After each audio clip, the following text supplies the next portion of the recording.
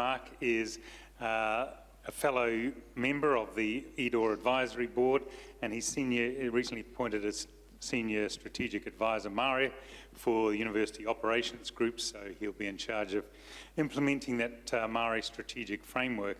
But importantly, I think on the board and with any endeavour like this in the academic world, this work is not just academic for a lot of people, it actually is their real lives. And we're going to hear from Mark about living with type 2 diabetes. So kia ora, Mark.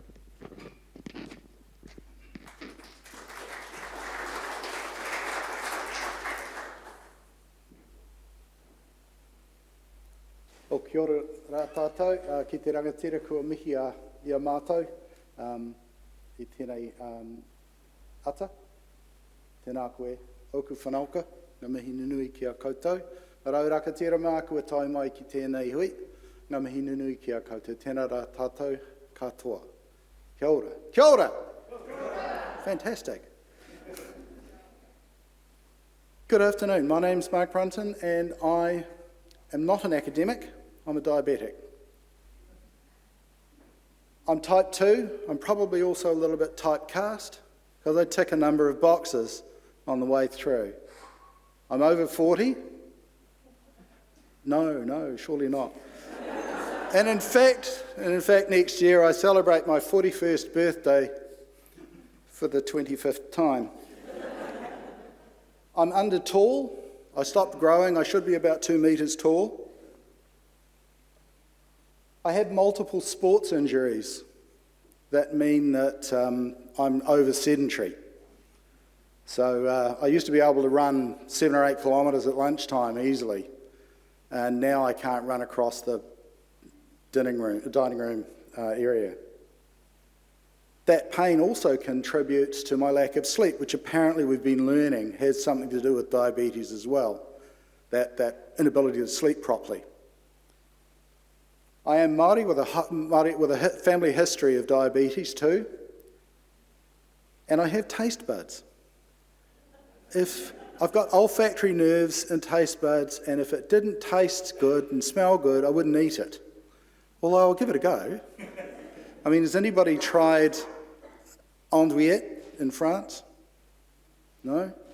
Well, people describe it as a farmyard, fully working farmyard that nobody's gone in to clean for a very long time. And I can attest to that, and I can tell you it tastes worse.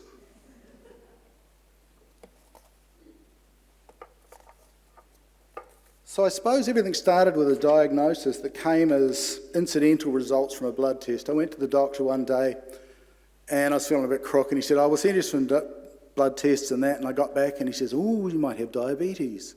I thought, what the hell does that mean? Because we hadn't spoken about it at all in my family for a long time at that stage.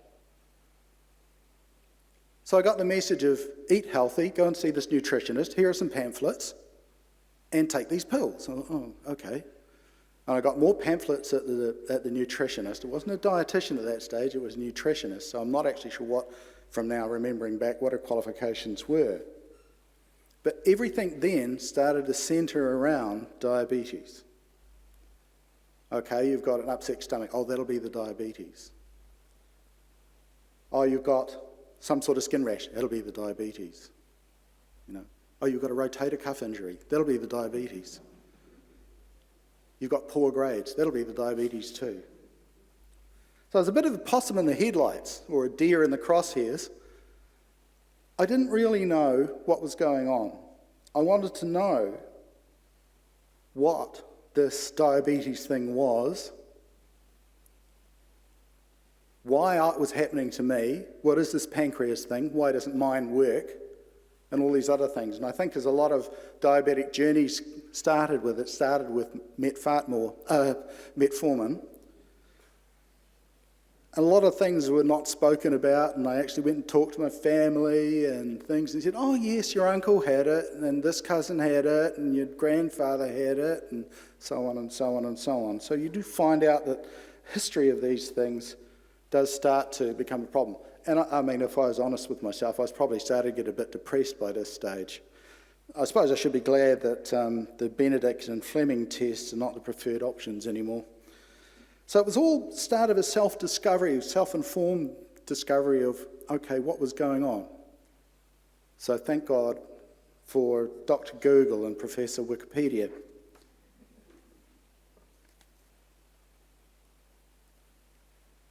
As I said, it started off with metformin, and I'm thinking, looking back over the years, of all the records that I could find, my HbA1c was not as bad as that 169, but it was reasonably bad, and back in about 2012 it was sitting at 83, so it wasn't great, but it started to reduce. Over those last sort of 15 years or so, I think I've tried most of the drugs that are out there.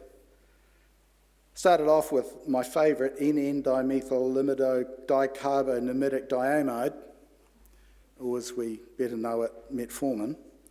And what it does, I had to find out, what is this thing actually doing? Reducing, or telling the liver to produce less glucose and maybe increase the uptake of glucose into the muscles and things. So, okay, I can understand that, but just telling me, here, take this pill, wasn't actually any good for me. From then on, there were things like sulfonylureas, glycosides, peroxisome proliferator activated receptors like pioglitazone, GLP-1 receptor agonists like Byetta, dipeptidyl peptidase 4, or vildagliptin, other things like, what was the other one I had? SGLT2 inhibitors, empagliflozin, like I'm using at the moment, and down to things like my current mix after I started on dulaglutide is glargine, aspart, insulins, metformin, empagliflozin and dulaglutide, and that seems to be working for me at the moment, although I'll have something to say about that later on as well. The only one I don't seem to have tried is something called alpha-glucosidase. I don't know what it does or why it's not popular here, but it doesn't seem to be one of the things that I've been offered. But all of those above, in larger or smaller extent, tend to contribute to a list of side effects that you usually suffer with each one of them. And most of them seem to reduce the esophagus, stomach, upper, middle and lower intestinal tract to poorly constructed containers prone to some sphincteric leakage of gases and liquids. It's not a great journey sometimes, and you have to put up with a whole lot of stuff, particularly when at one stage, after I started the dulaglutide, my diabetes guy got in touch with me and he said, how's it going? And I said, actually, I feel a pretty crock. And he said, oh, that's not good. Tough it out, it'll get better. And then he rang me back about 2 hours later. He said, did we tell you to stop taking the vildagliptin? And I said, no. He said, don't take that with it, it's the same stuff, you're getting a double dose of everything. So I thought, maybe things aren't quite as joined up as they possibly could be. But there's still quite a long way to go. What I needed was more information. What I needed to know for me was how these things were working and what this stuff that you're giving me actually is going to do, rather than just say, take this stuff and you might, it'll work for you. I need to know what it is. And with the musical references we had earlier on, if I could take the lyrics from one of the Pink Floyd songs, Comfortably Numb, it's just a little pinprick. You'll feel no more, you may feel a little sick. I hate finger pricking.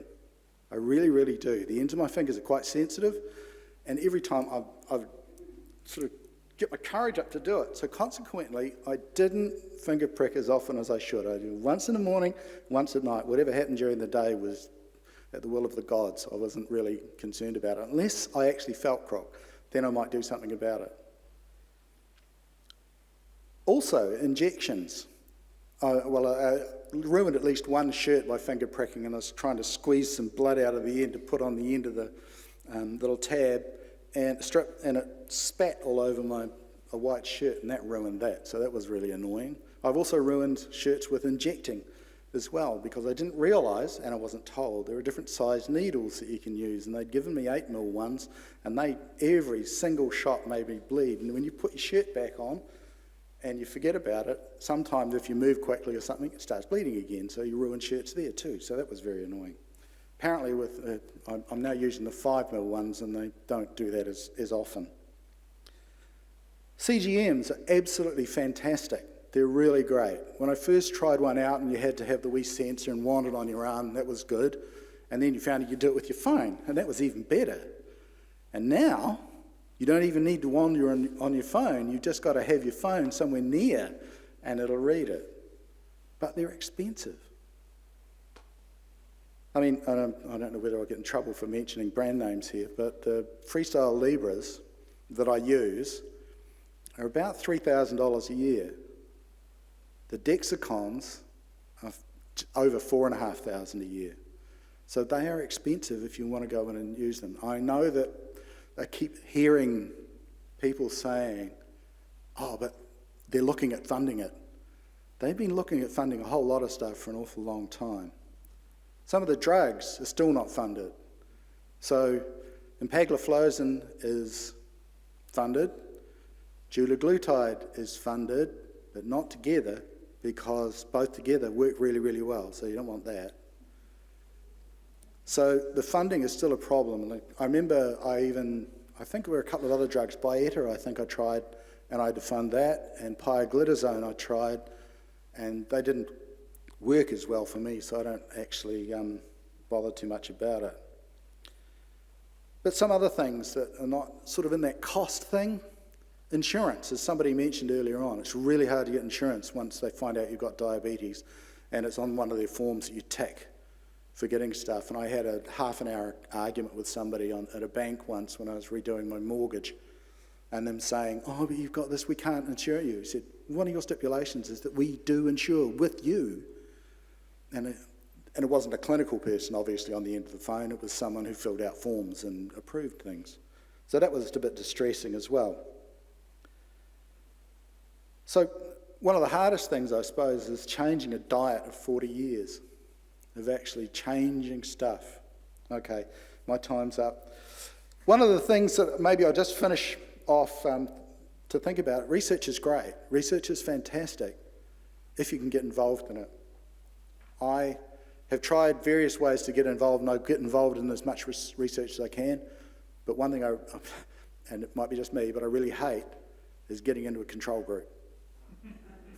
I don't want to go in a control group. I want some of the stuff to try it out, but that's just me. So I suppose one of the things that is, what now? Yeah, more research is really, really good. More advocacy for funding is really, really good, and just more information out there would be really, really good as well. Nō reira ngā mihi nunui ki a koutou. Tēnā koutou, kia ora mai tātou.